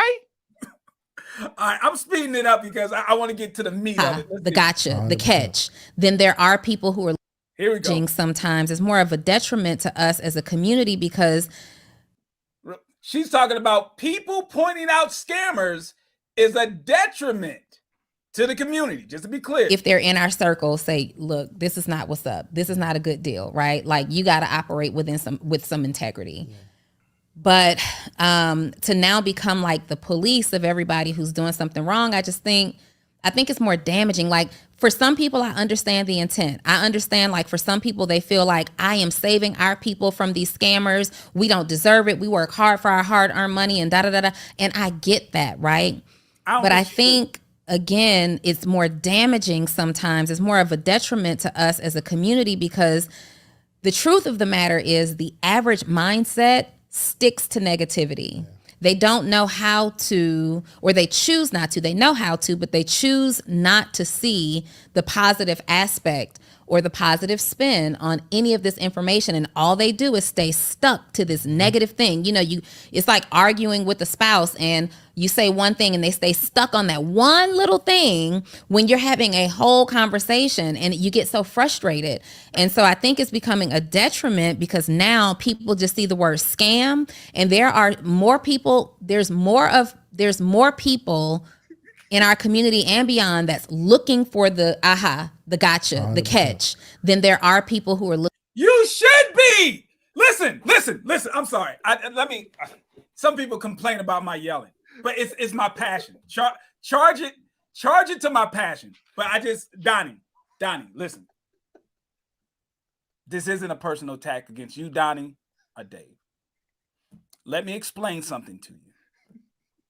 I'm trained as a financial advisor. I actually went to school and studied how to give people financial advice based on their particular situation. When you are presented an investment opportunity or even a course, you should be looking for the grift at all times. You should always look and think to yourself, where could this go wrong? What are the things and the elements are the red flags? That is actually a positive quality for an individual or an investor to have. You should be very skeptical. Understand, it took you years to accumulate whatever your nest egg is. It could be $50,000 or it can be $500,000. Whatever it is, if you actually worked for it, you worked for this money, it's important to you. As a financial advisor, I'm telling you guys, you should always look for the grift. Look for the Look for the thing that's a red flag when someone is presenting you an opportunity to take some of your money. You worked hard for it. If someone wants a piece of that, to either sell you something or invest the money for you, you absolutely need to be looking for the red flag. That is a good thing. It's not a bad thing. And I understand neither one of them probably went to business school. Neither one of them are licensed to give financial advice. So once again, this is me helping you guys, giving you the due diligence that you're not going to do. If your audience is now in a position where they're always looking for the red flag in the pitches that the people on your show are giving, that's a good thing. That's something to celebrate. That means most people won't be harmed. That's what we're trying to do. I mean, JT, this is important. This is important here. How in the world can you put a positive spin on fraud and scams? This is how you just know that these people are not operating with the full deck of cards. There's no way that everything up here is normal when you said you could put a positive spin on fraud and scams. I mean, we have to be living in an alternate dimension, the upside down, because there's no way that a person has a business podcast and would say something so asinine. It just makes no sense, man. Hey, you were in a Ponzi scheme, but look at the bright side. You got to meet some people. you were in a Ponzi scheme. Like literally, they dance around it. So if y'all watch the entire thing, we're gonna watch a little more of this. But if y'all watch the entire thing, they allude. They never actually specifically talk about the ways that they got scammed out of money. Which once again, that's a negative thing to me, because if they would actually be honest about how they got scammed out of their own money. And Tony, I know you touched on this in the prior interview that Dave did. Dave admits that he lost money to some of the people who he had on his show. That's what my recollection is. I didn't watch it a million times, but I remember within that conversation that Dave had with the brother who lost the $500,000 to big business, Greg Parker, Dave admits that he lost money, and he lost money to some of the people who he had on the show. My issue here is you should say something, because you could stop other people from getting scammed the same way you got scammed, Dave. It's like when you, like, I don't want to take it to this point, but let's be real. If you are a victim of like some sort of sexual violence victim, it's an extremely personal thing. I'm aware of this. But all of the documentaries and the shows that I've seen with people who are a sexual violence victim, telling your story, letting it be known, reporting it to the authorities, doesn't just help you in dealing with what happened. It also helps others from falling victim to the same crime that you were a victim of. Now, I'm not saying a financial thing is, but what I'm saying is your silence could be, and I believe is, enabling the perpetrator to continue the act. So, I mean, I feel like they should know this, but hey, Pocket Watching with JT is an educational platform too. So I'm giving you this opportunity to learn. Looking for the exception. Absolutely. So I think it's a little... It's only our culture though, but it's really, really deep rooted, I believe, because we've always had an incentive to call out our brothers and sisters, always, from slavery times. I want to be in the house. I don't want to be in the field. Mm-hmm. So they created the classism, where, okay, this person's in the house and we got to hire this person to oversee all the others. Yeah. And it's an incentive for me to tell on this person because it looks good for me. Yeah. Hey, boss, we catching them. Mm-hmm. Right? Even this is 2005 stop snitching talk. This is the stop snitching. Listen, bro, I don't care what color you are. If you are committing violence and crimes in my community, I'm telling. I'm telling the police, you are not my brother if you are harming my community, regardless of your color. I don't want to hear your sob story, right? Trying to explain, like here's the thing that's crazy, Eli. People like this always try to make criminals sound like they're Aladdin. Yeah. Just a kid stealing bread to eat. A lot of the crime that we see is not a kid stealing an apple because they're starving. No. Reporting crimes is a good thing for the community. The stop snitching thing, that's corny. But this is gaslighting to the highest degree. See, Yeah. what he's doing right now, he's using certain verbiage to gaslight you, to make you feel like, oh, you know, these are basic tropes that we hear every day. This is why I said before, this is very devious and wicked what they're doing, because they're really playing on the audience from an emotional standpoint. They're not really covering anything objectively. And like I said before, see, if a black man, if a white man sat up here and said the same thing and had the same type of conversation, you would be calling him all type of bigots, all type of racists, right? But what he's doing now is he's somehow now trying to get you to be more empathetic about what's going on and understanding, and then somehow trying to make it seem like you and I, like we're some type of a coon. We're the house Negroes. I mean, that's what I got. Yeah, we're the house Negroes. It's some sellout. Come on the field, Negro. Yeah, and we're out here trying to sell out the black community. Mind you, and see, like I said before, see, you got to really understand. See, this is that tricknology right here, the reverse psychology that they're trying to play on you. Right. We're tearing black men down. Mind you, these black men are not successful men. These black men that we're covering are successful at defrauding other people. They're not even successful at the business that they claim to be doing.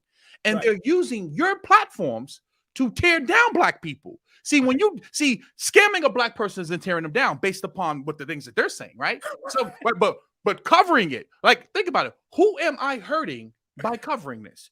Who am I defrauding by covering this? If anything, I'm helping people. But see, somehow being the house Negro, right? Being the coon is bad. But the person defrauding the people, that's just what happens. Right. Come on, man, make it make sense. Think of the logic, right? It's like they're playing checkers, but with chess pieces, right? They're playing checkers with chess pieces, because this is how someone who can understand logic and play it all the way out goes. So let's use his analogy for a second, Eli. Let's just use it and play it all the way out. Okay, so let's go back to slavery. We're on a plantation. You have a light-skinned brother in the house, and you have a bunch of darker-skinned brothers in the field. The light-skinned brother sees some of the darker-skinned brothers in the field physically assaulting a female slave. Would that be cooning for the light-skinned house slave to tell the master, hey, they're physically assaulting one of the female slaves? Because that's snitching. See, there's the house Negro is telling that the field Negro is harming who? Not white people, because the victims of these scammers, these grifters, aren't white people. The victims are black. So even if you do run and tell master so that the black victims can be helped, is that also cooning? Should I just let them beat up and assault? But I'll take it a step further. See, in reality, they really are the house Negroes, because see, they're the ones that's benefiting from the alleged fraud. And see, we are the Harriet Tubmans and the Nat Turners actually trying to free the people off the plantation. The plantations are the podcasts. The plantation is the financial blogs. See, we're actually, understand this right here, right? See, let me use your game on you. See, we actually are liberating people, because we're waking them up and become conscious to see that you people are trying to keep them on the plantation. See, your rhetoric, right? You're using these tropes to keep these people caged in the mind. And what I'm here to do is to red pill them and free the mind. And I love the fact that 4 years ago, 5 years ago, when I first started making this content, I didn't have a lot of supporters. I didn't have a lot of people who were supporting this. But see, understand now, the reason why the bourgeoisie, right, the uppity class, right, the elites, these are the elites amongst us. Now they're being forced to have to talk about the things because myself, you and Tony are gaining so much traction because the people are starting to wake up to the foolishness. So understand what you're saying about me. And see, this is one thing you have to understand, right? It's deflecting, right? It's really a representation of who they are. See, they are the house Negroes. They're the ones who benefited the most. And they don't like the fact now that the slaves are becoming free. Oh, that is such a good point, because I don't know if we're going to get to it in this video because we're not going past 2 hours. Yeah. But there is a part in this video where he complains that he even has to do this episode. Like he complains, he's upset that he even has to do an episode talking about scammers. Because why? Because the message that you started, the message that Tony started, the one that I do now, is actually having an impact, and they're forced to have this conversation. It's not as if people haven't already gone to their comments and made these complaints. It was just a few. Now, the majority of the comments on this particular video are all in support, not technically in support of us, right? It's not saying we, hey, JT, Eli, no, it's support of the message that we provide of saying, hey, we need to have more controls, more vetting, proper research before we allow these clowns to make our audience their victim. So, shout out to all of y'all, man. If y'all have some time, go and watch. Well, you can watch this video. Go and read the comments on this video. It's an absolutely beautiful thing. Even as like integration started happening, right? There was, okay, we got this token black person that's working at the job. Yeah. But I'm not letting nobody else take my spot, especially because they're only gonna have a couple of us in this position. Yeah. And I'm not trying to let them in. Yeah. We've always had an incentive to like call out each other and all that kind of stuff. It's just, I think it's corny, and I hate that we have to have this podcast and have this conversation because it's becoming such a big thing that we got to watch out for, not scammers, but other black people. Yeah. Hey, and shouts out, we got the lead attorney in the building. Let me read his comment. It says, salute to JT, Tony, Eli, Common Sense. I was in David's mastermind, which I thought had value. Their response is so disappointing. Hopefully they will come on your show. Open invitation anytime, Dave, Donnie. The number's always in the description of the video. Give me a call, shoot me an email, DM me. You know how to get in contact with me. It says, hopefully they will come on your show to clear this up for everyone. Maybe, Lee, thank you. Maybe we're misinterpreting it, but I feel as if they made their message very clear. What would probably make the most sense is for them to realize the errors of their way and reposition, because I don't think we're mixing anything up. I think we are getting their message clear. Their message is just wrong. The only people we're targeting is us. So now we got to look out for other people who are in our space who have found that, what was the language that you've used for us to, we've always been incentivized to telling each other, who's looking for that person to tell on to make themselves look better. Oh my God. And if we have to, how does telling, okay. If I point out that someone is saying, giving some financial advice that's wrong. So let's use him 500 as an example, right? When I point out that him 500 was giving bank fraud as financial advice, who does that really help? Does that help me, or does it more help the people who would have become victims of the justice system by committing bank fraud? I mean, last time I checked, my profile is not as big as him 500. I think we can safely say that. My profile, my following is nowhere near him 500. So it's not as if I got this big boost for doing it. It's more that I said it because, one, I'm petty. Two, I stand up for my profession of people who are actually certified and licensed to give financial advice. So I'm going to correct it. That's what it is. It's a correction. And I think, Eli, and I think you know this very well. When people act like this, you know what it tells me? They never played competitive sports. They never had a coach that the coach may like you, but if you do something wrong, if you run a drill wrong, if you run the play wrong, the coach is going to correct you. Exactly. A correction is not condemnation. A correction is not hating. A correction is actually there to improve you. But if you never played sports, if you never had a dynamic of a real mentor, someone who you're not paying, right? A paid mentor might not get on you like a real mentor will. A real mentor who you're not paying, someone who has a love for their profession or their field and they want to help you do better, they will not hesitate to chastise you when you do something wrong, to correct you. They will get on you very hard. And I think they're used to paid mentorship, which is really consultations. And after you pay a consultant their fee, they'll tell you anything you want. Yeah. It don't matter.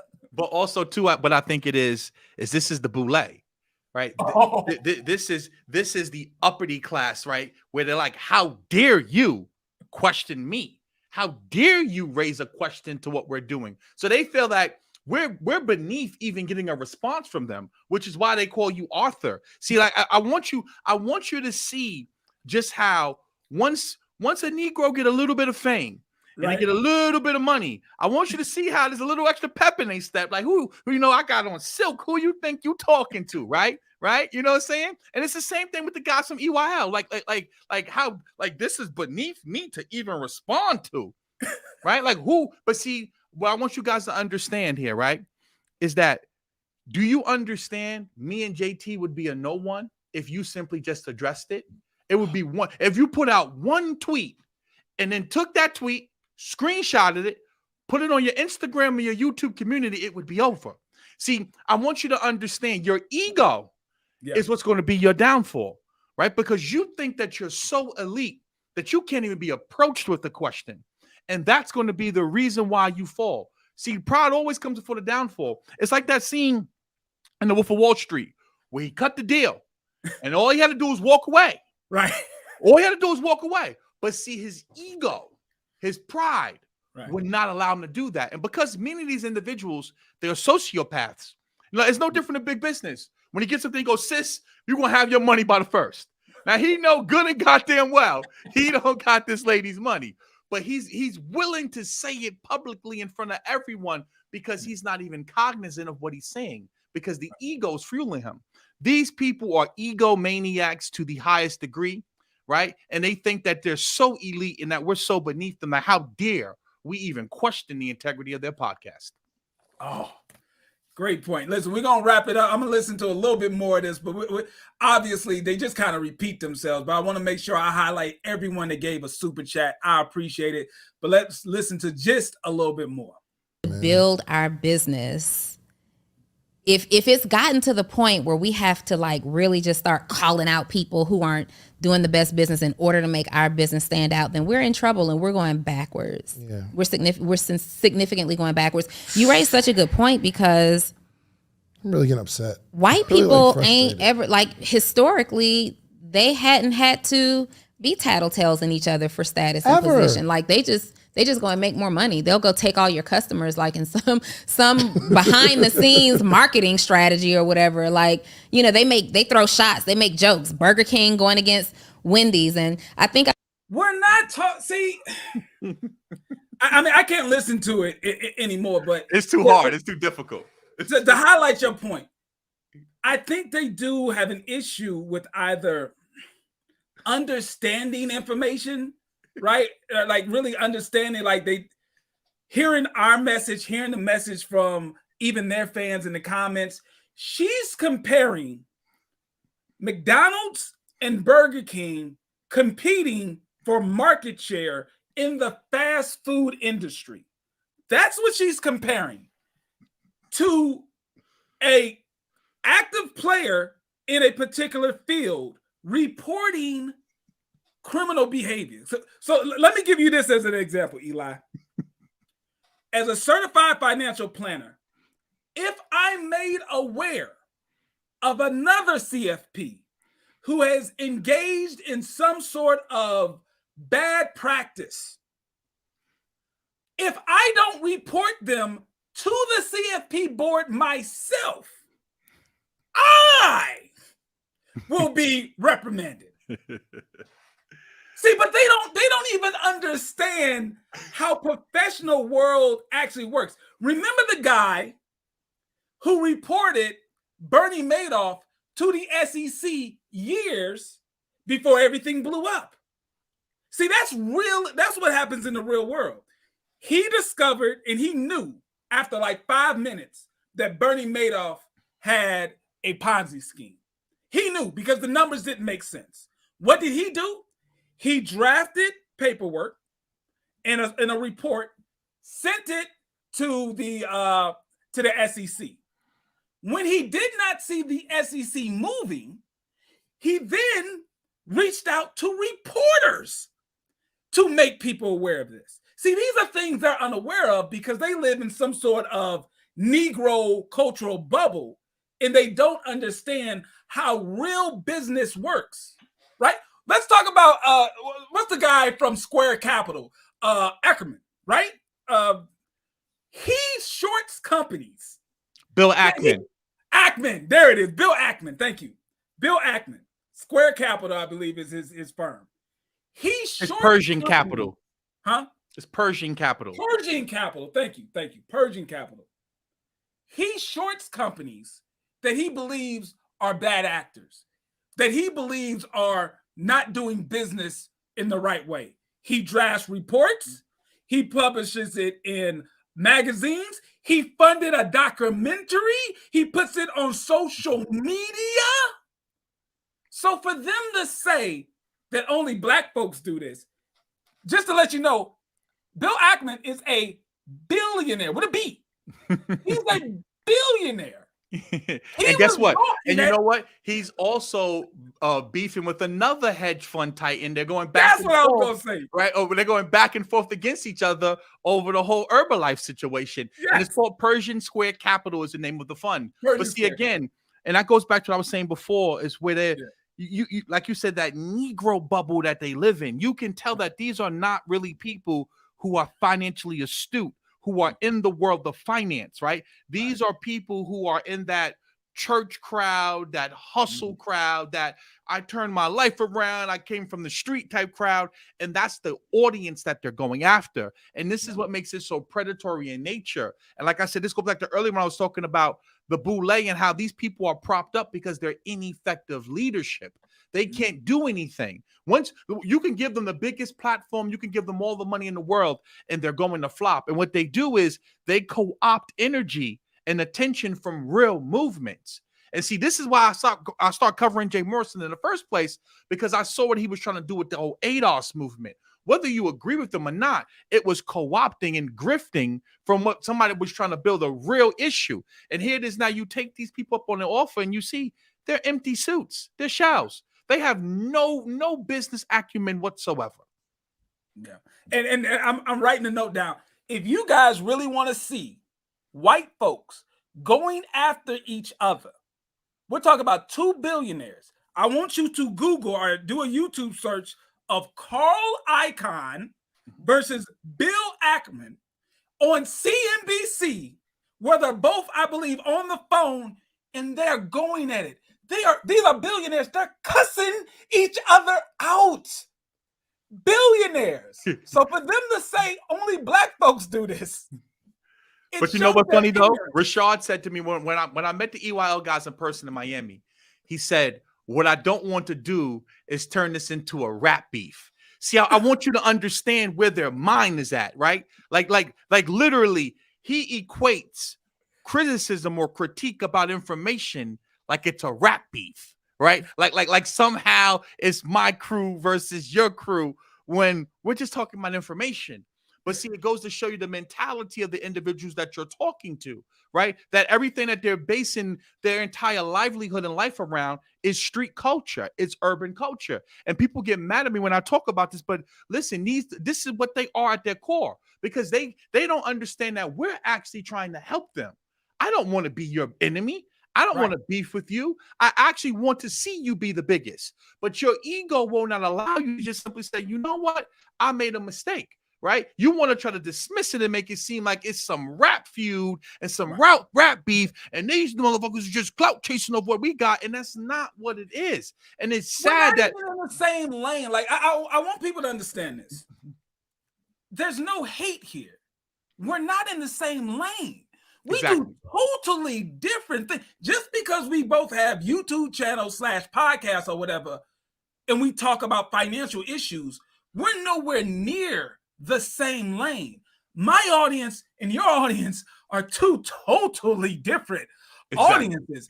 Just because I critique your information is not as if your audience is going to come over here and be like, yeah, we're pocket. No, I'm a professional. I have a day job.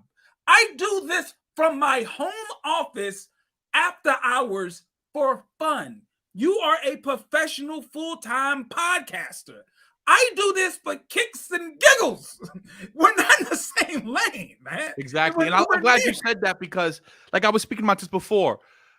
One thing I learned at a very, very young age, and people get mad when I say this, but I can only speak from my perspective and what I've seen.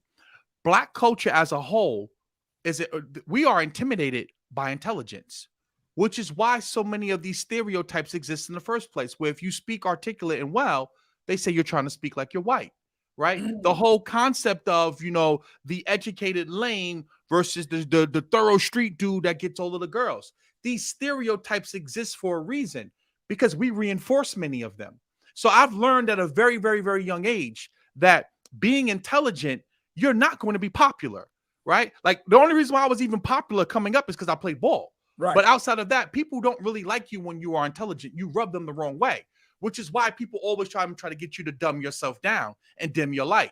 So I understand the type of information I cover and the topics that I'm into, that EYL audience, that social spoof audience is not going to be interested in it, right? So I'm glad you said that, because like my business did not tick up an ounce since I've been covering this, right? In regards to my academy, it's been the exact same. It has not. It's not like I got this huge influx of new people who are now jumping on it, because that's what Donnie and the guy David Schaefer are trying to say. Like, oh, we're trying to say, look at me, we're the ethical ones. Come buy from me. No, I make content for intelligent people, and I understand that many of the people who follow these people are not that intelligent, right? And people will get mad when I say that, but I'm going to speak the real. I can only speak my truth. I'm not speaking for JT or Tony. I'm speaking for Eli. And I've realized many of the people who follow that type of messaging are not people who are looking for sound advice. These are people who are looking for hustles, looking for gimmicks. Like, think about it. All of these podcasts, they all run the same play. They go get Dame Dash to speak. They go get Floyd Mayweather, great boxer, but that'd be the last damn person I want teaching me about financial literacy. It's the same play, right? And now they got Diddy speaking at the Invest Fest, right? The ultimate alleged schemer and scammer. They know the crowd of people who they're going after. They're not coming after well-meaning, intelligent Black people who are seeking real information and knowledge. They're going after the hip-hop urban crowd. Yeah, man. It's laughable to think that we're competing with them, right? It's like someone playing football and someone playing basketball and saying they're competing. It's like we're in totally different fields. We do totally different things, but listen, in different leagues. Right. Absolutely. So, Eli, please let them know where they can reach you, because I want to make sure everybody's aware of this. Eli, I've been a fan of his work long before I even had a YouTube channel. All right. He gave me a huge shout out when I had a little baby channel with maybe 1,000 subscribers.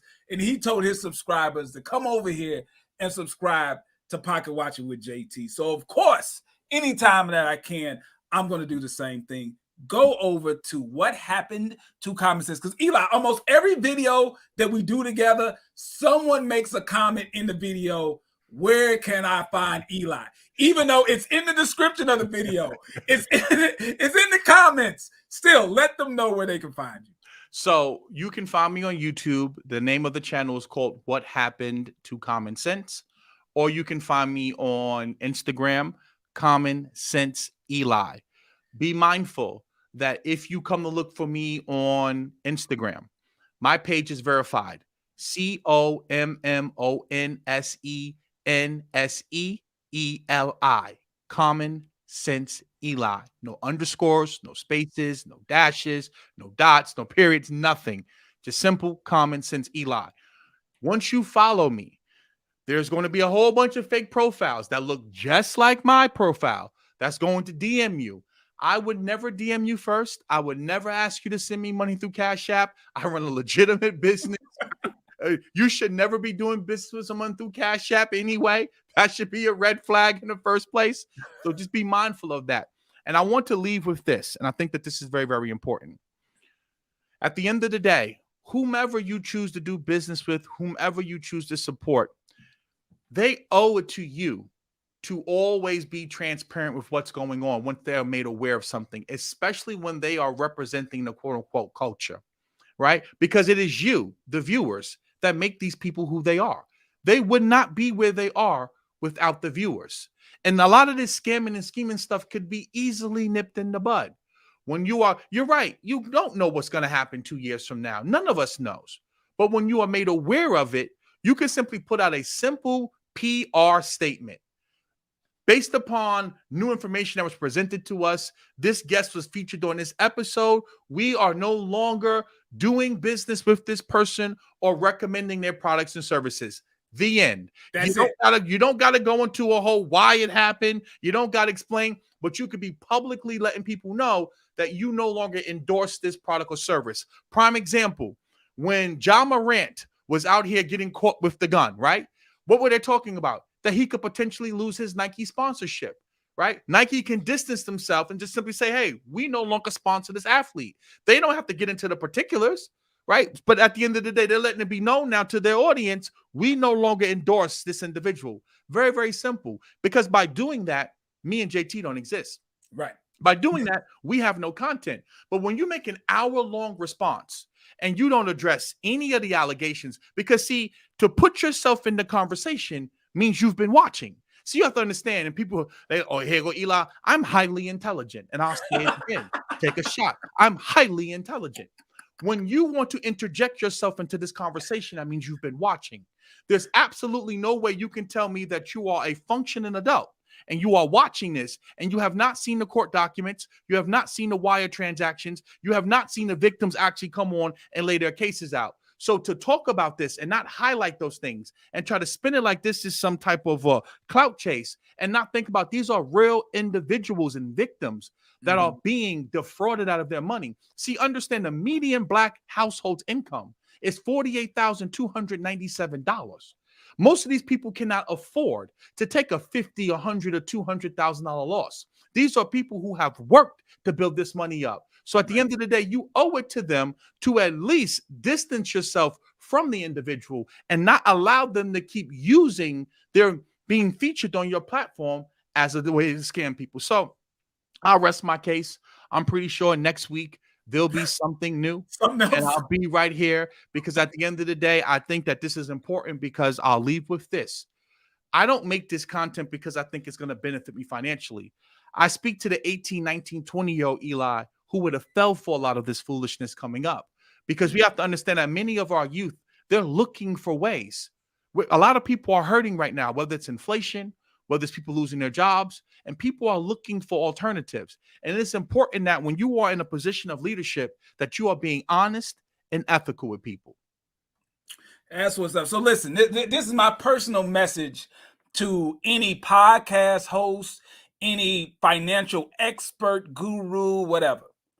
If you are really your content, if your content is featured on my channel and I critique it and you have an issue with it, you have an open invitation to reach out to me and we can talk about it on the record.